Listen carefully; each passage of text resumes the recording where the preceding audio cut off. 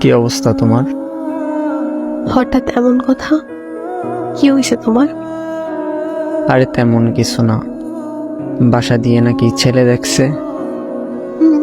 তো কি হয়েছে? ছেলের নাকি সরকারি চাকরি আছে। থাকতে পারে, জানি না। ও আচ্ছা, তুমি এত কিছু কিভাবে জানলে? তোমার কাজিন বলছে। ও আচ্ছা, এইসব খবর ও ভালো রাখে।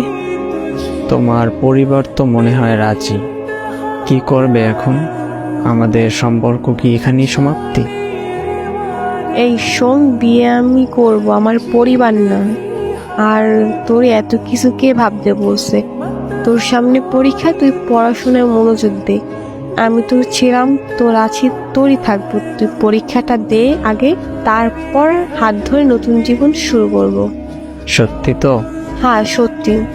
তোর হাত ধরছি কি অন্য কারো হয়ে যাবো এই জন্য নাকি? শেষ অব্দি তোর সাথে থাকবো, এটা মাথায় রাখ। পড়তে যা এখন। আচ্ছা।